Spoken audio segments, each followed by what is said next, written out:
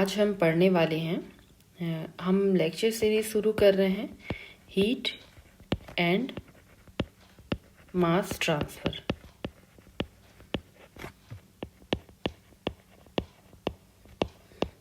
ठीक है, तो हम यहाँ लेक्चर सीरीज शुरू कर रहे हैं हीट एंड मास ट्रांसफ़र की।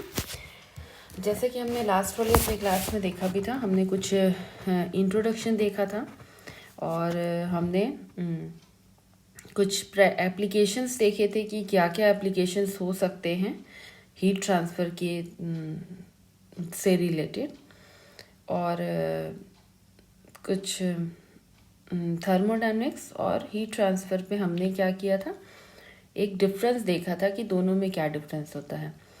तो लास्ट वाली क्लास की रिकॉर्डिंग नहीं हो पाई थी, इस कारण से मैं एक बार फिर से चीज़ों को रिवाइज़ करती हूँ और हम अपना लेक्चर शुरू करते हैं। तो सबसे पहले कुछ बेसिक्स की हम बात करते हैं। तो यदि मैं हीट ट्रांसफ़र की बात करूं, ठीक है, यदि मैं हीट ट्रांसफ़र की बात करूं तो हीट ट्रांसफ़र क्या कह सकते हैं, हीट ट्रांसफ़र एक ऐसा एनर्जी ट्रांसफ़र है, ठीक है, heat transfer is an energy transfer, एक ऐसा एनर्जी ट्रांसफ़र है, ठीक है, जो कि होता है किस कारण से होता है, किस कारण से एनर्जी का ट्रांसफ़र होता है, due to the which is happen due to the temperature difference, ठीक है, due to the temperature difference.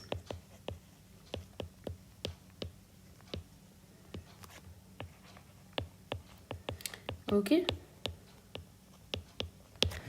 so we can say that heat transfer is a energy transfer process in which is happen due to the temperature difference। जहाँ पे भी दो body के बीच में temperature का difference आएगा, वहाँ पे आपका आप देखें कि हीट ट्रांसफ़र शुरू हो जाता है। तो यदि मैं आपसे पूछूं कि आपके पास कोई बॉडी है, कोई सपोज कोई बॉडी है T1, ठीक है, और एक दूसरी बॉडी है, ठीक है, ये बॉडी है आपकी T2। T1 का यहाँ पे मैं कंडीशन लिख देती हूँ कि T1 is greater than T2, ठीक है, T1 हमारा हायर टेम्परेचर पे है और T2 हमारा लोअर टेम्परेचर पे है। तो ये हमारा हायर टेम्परेचर हो गया, ये हमारा लोअर टेम्परेचर हो गया। अब यदि मैं आपसे पूछती हूँ कि आपका एनर्जी का फ्लो किस डायरेक्शन में होगा, तो आप क्या कहेंगे, हायर टू लोअर, ठीक है, हायर टू लोअर। बट यदि आप देखो तो हायर टू लोअर कब होगा, जब प्रोसेस स्पॉन्टेनियस हो, मीन्स प्रोसेस अपने आप हो रहा है। तो जब भी हम कहते हैं, यदि हम सिर्फ ये कहें कि हायर टू लोअर, तो वो अप्रोप्रिएट वर्ड नहीं होगा। So if anyone ask you, यदि एक टेम्परेचर T1 बॉडी से T2 बॉडी पे, T1 हायर टेम्परेचर पे, T2 लोअर टेम्परेचर पे है, तो एनर्जी का फ्लो किस डायरेक्शन में होगा, तो you have to say the higher to lower spontaneously, ठीक है, higher to lower is spontaneously, ठीक है। बट क्या हम यहाँ पे लोअर टू हायर ट्रांसफ़र कर सकते हैं क्या, ठीक है, लोअर टू हायर ट्रांसफ़र कर सकते हैं क्या, तो आपका आंसर होगा यस, ठीक है, यस हम कर सकते हैं।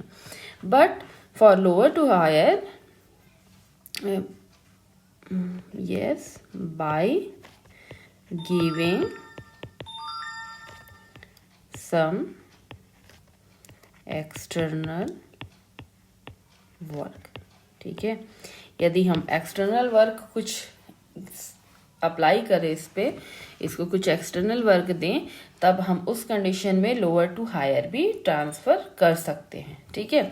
अब यदि आप इसका एग्जांपल लेते हैं, यदि हम एग्जांपल लेते हैं इसका स्पॉन्टेनियस वाला, तो ये तो बहुत सिंपल है कि कोई आपका टी कप है, वो उस पे क्या है, वो हॉट टेम्परेचर पे है, आप एटमॉस्फेयर पे रखते हो और वो अपनी एनर्जी रिलीज़ करने लगता है, ठीक है, क्योंकि आपके टी कप का टेम्परेचर सपोज मान लो आप 60 डिग्री सेल्सियस है और आपके एटमॉस्फेयर का लेस देन 50 डिग्री सेल्सियस होगा, तो क्या होगा कि हायर टू लोअर एनर्जी का आपका फ्लो स्टार्ट हो जाता है, ठीक है।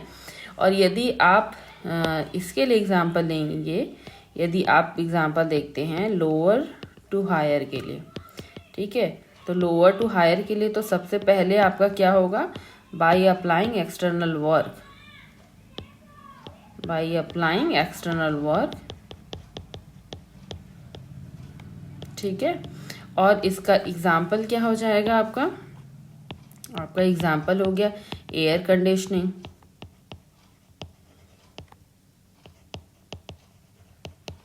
ठीक है। और एग्जाम्पल आपका हो गया रेफ्रिजरेटर,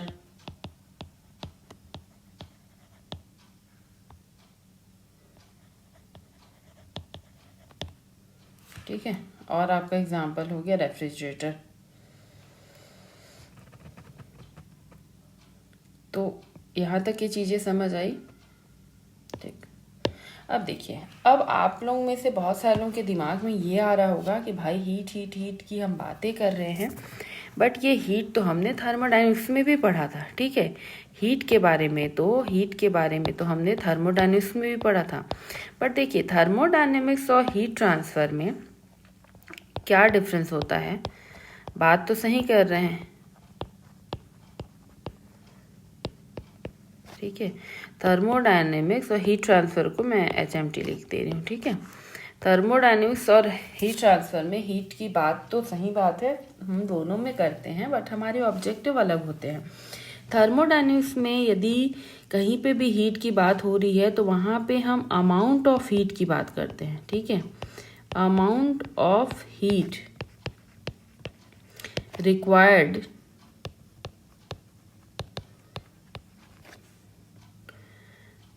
और रिलीज इन एनी प्रोसेस, ठीक है।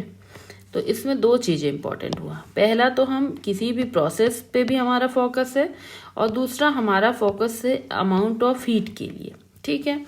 लेकिन वहीं हम यदि थर्मोडायनेमिक्स की बात करें तो यहाँ पे हमारा फोकस होता है rate of heat transfer find out करना, रेट ऑफ हीट ट्रांसफ़र, ठीक है। मीन्स कितने टाइम पे कितना अमाउंट ऑफ हीट, यहाँ पे टाइम की बात नहीं हो रही है, इस कंडीशन में टाइम की बात हम नहीं कर रहे हैं, बट यहाँ पे टाइम के साथ में हमारा हीट ट्रांसफ़र कैसा हो रहा है हम उसकी बात कर रहे हैं, ठीक है। और दूसरा आपका होता है कि आपका टेम्परेचर डिस्ट्रीब्यूशन की बात करते हैं हम, ठीक है, कि आपका टेम्परेचर डिस्ट्रीब्यूशन कैसा होने वाला है। तो ये दो चीज़ों पे हम फोकस करते हैं। चलो, इसको समझने के लिए हम एक एग्जांपल लेते हैं कि सपोज़ ये हमारे पास एक गिलास है, ठीक है, और ये ग्लास आपका फिल्ड है वाटर से, ये वाटर से फिल्ड है। इसका इनिशियल टेम्परेचर जो TI है वो आपका 30 डिग्री सेल्सियस है, ठीक है, और T फाइनल जो है वो आपका 100 डिग्री सेल्सियस है, ठीक है। ये आपके पास एक एपरेटस है समझ लो, या फिर एक कंडीशन से जिस पे आपको वर्क करना है। अब यही प्रॉब्लम जब आप थर्मोडायनेमिक्स में वर्क करेंगे तब आपका ऑब्जेक्टिव क्या हो जाएगा, पहला तो ये हो जाएगा कि वो कौन सा प्रोसेस, किस प्रोसेस से आप T1 equal to 30 degree Celsius से T final equal to 100 degree Celsius लेके जाएं। फिर दूसरा आपका होगा amount of Q find out करना,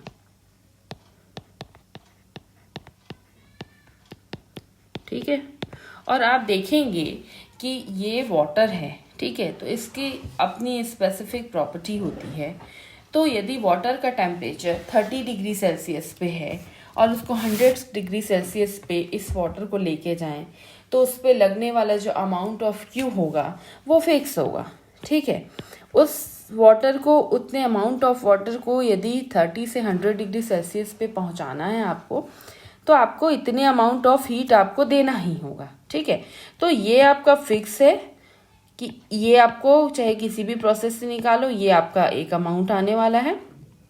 और आपका प्रोसेस आप चूज करोगे कि आपको किस प्रोसेस से करना है। ठीक है, तो ये आपका हो गया थर्मोडायनेमिक्स के अकॉर्डिंग। लेकिन यदि अब हीट ट्रांसफर की बात करें तो हीट ट्रांसफर में ठीक है, हीट ट्रांसफर में आपका TI 30 डिग्री सेल्सियस है, T फाइनल आपको 100 ले जाना है।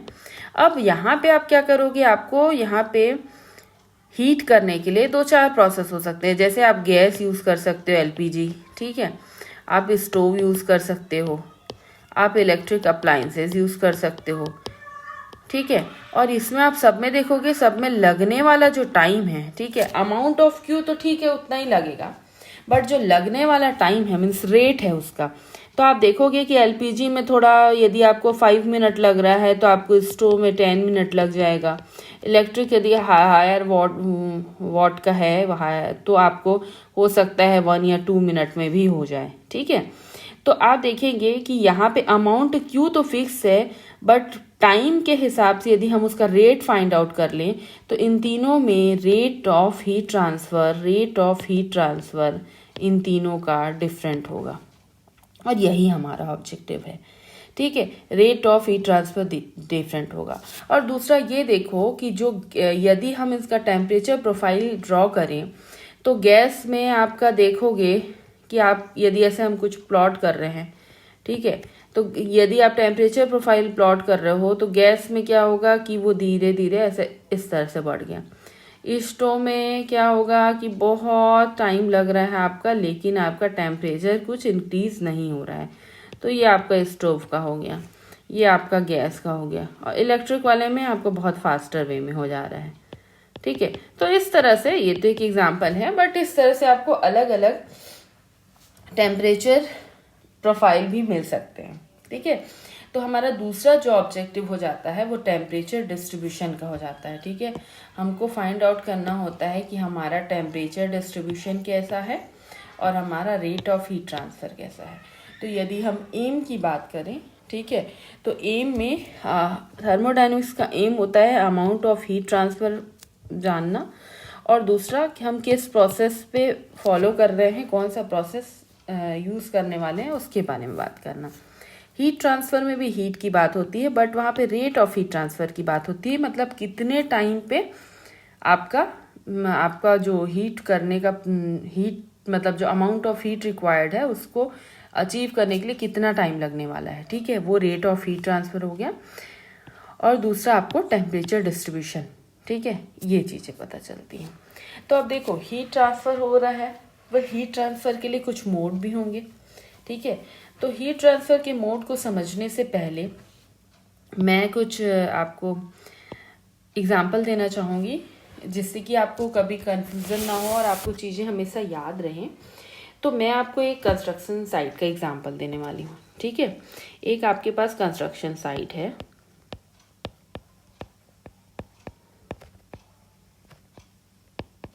ठीक है।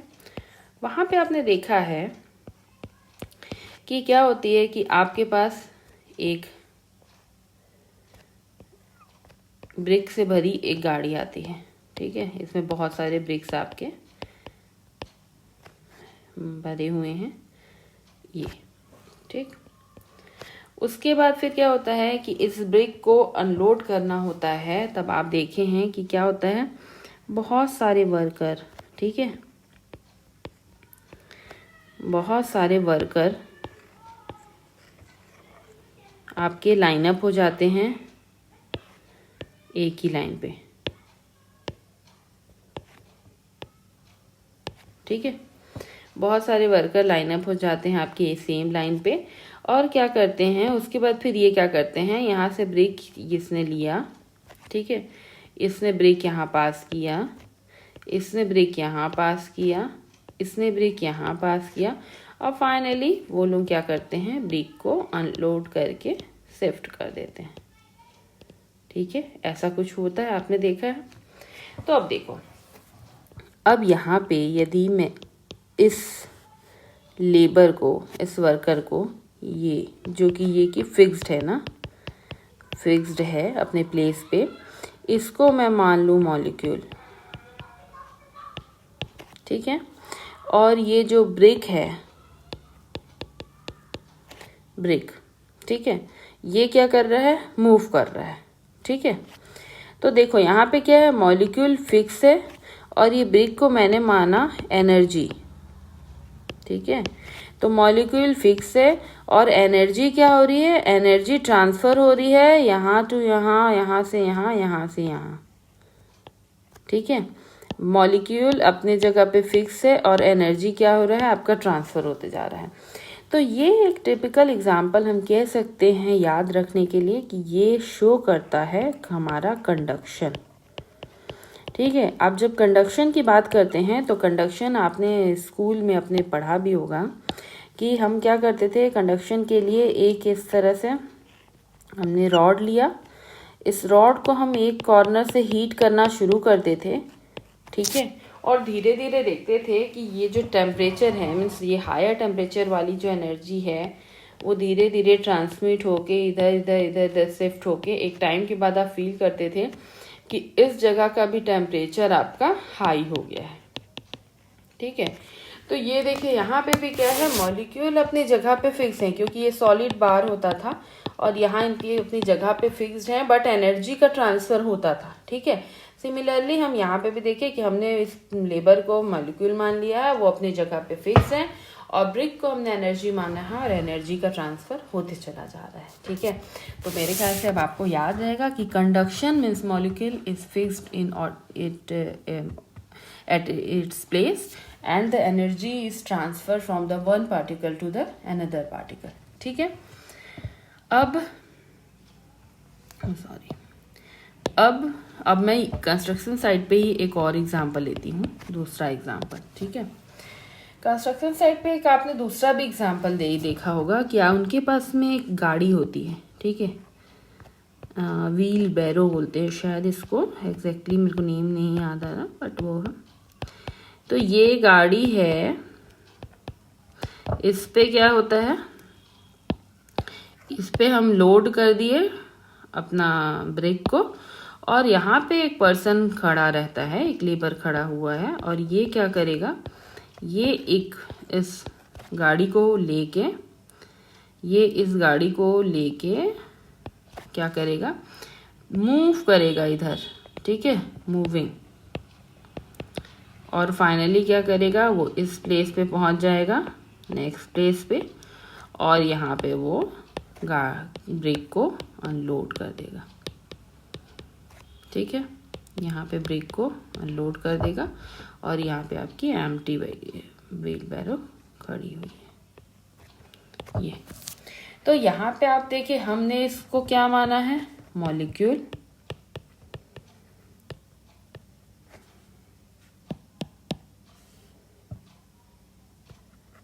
ठीक है, ब्रेक को क्या माना है हमने, एनर्जी। तो आप देख रहे हैं यहाँ पे बोथ,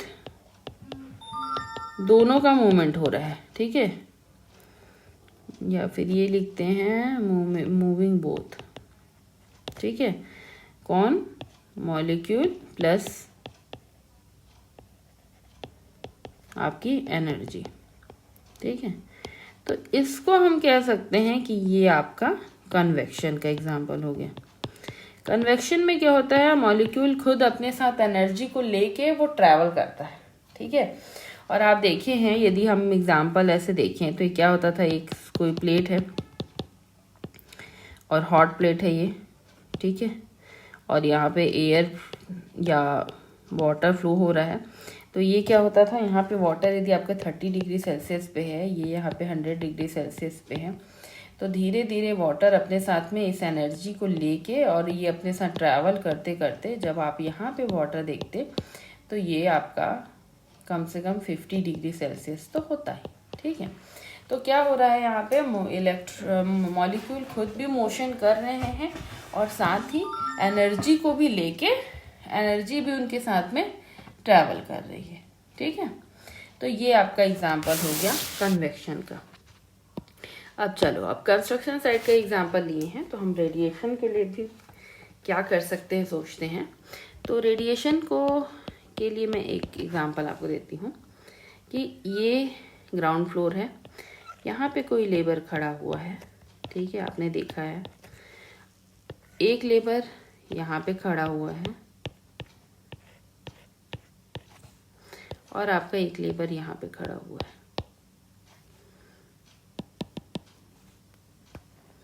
ठीक है, आपके पास 3 लेबर खड़े हुए हैं और यहाँ नीचे पे ब्रिक लग रखा हुआ है और इनको ऊपर पहुंचाना होता है। तब ये क्या करते हैं, ये पर्सन इस ब्रिक को उठाता है, ये इसको फेंकता है, ये कैच करता है, ये इसको फेंकता है, ये कैच करता है। और आप देख रहे हैं कि जैसे फर्स्ट वाले में हमने देखा कि मॉलिक्यूल अपने प्लेस पे थे, 1 to 1 by hand to hand transfer कर रहे थे। ठीक है, मतलब वहाँ कोई मीडियम था, हैंड टू हैंड। ठीक है, सेकेंड वाले में देख रहे थे कि उन्होंने अपने हैंड पे ही एनर्जी ले ली और उसके साथ ही मूव करने लगे। ठीक है, तो वहां पे भी कुछ मीडियम था। बट आप यहाँ पे देखोगे कि जब ये पर्सन जब इसको फेंके तो बीच में कोई मीडियम नहीं था, so no medium is there. ठीक है, और दूसरा आप ये भी फील कर सकते हो कि आप देखोगे तो सबसे फास्टेस्ट जो आप कहोगे एनर्जी ट्रांसफर वो यहीं पे हो रहा है, फास्टेस्ट भी है। ठीक है, यहाँ पे नो मीडियम और फास्टेस्ट भी है। और ये इसको हम कह सकते हैं कि ये कहीं ना कहीं एक रिप्रेजेंट कर रहा है रेडिएशन को। ठीक है, और इन सब चीज़ों से आपको याद रखना इजी हो जाएगा। रेडिएशन में क्या हो गया आपका, तो first no medium is there and second आपका हो गया fastest. Radiation is the fastest modes of energy transfer, mode of energy transfer.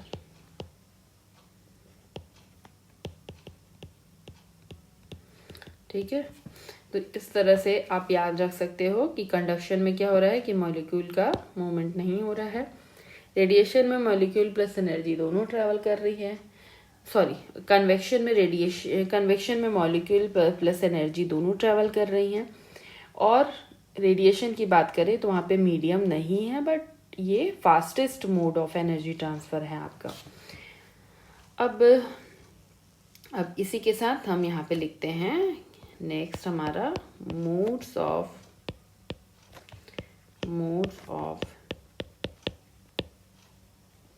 Energy transfer. ठीक है, तो आपको पता है हमारे पास कितने होते हैं, 3 मोड्स ऑफ एनर्जी ट्रांसफर होते हैं।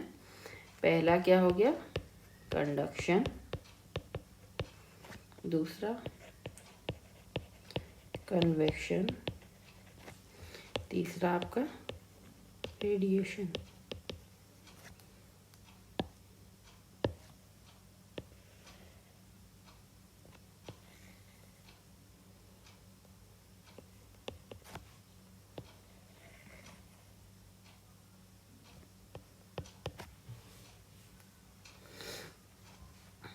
ठीक है,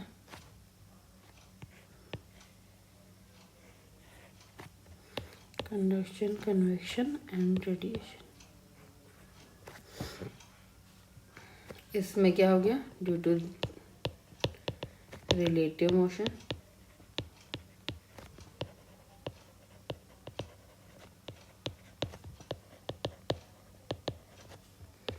नो मीडियम एंड फास्टेस्ट। ठीक है, और यहाँ पे मॉलिक्यूल इज स्टेशनरी। ठीक है, तो ये हम शॉर्ट में इसको लिख सकते हैं। बाकी नेक्स्ट वाली क्लास में, क्योंकि वीडियो बहुत ज़्यादा लंबा हो जाएगा, सो उसको देखना भी थोड़ा टाइम लग जाता है और स्टूडेंट इंटरेस्ट भी कई बार लूज़ करते हैं। तो इस बेटर है कि हम ये जो मोड्स ऑफ एनर्जी ट्रांसफ़र है इसको नेक्स्ट वाली क्लास में लेंगे। तो तब तक के लिए इतना ही, थैंक यू।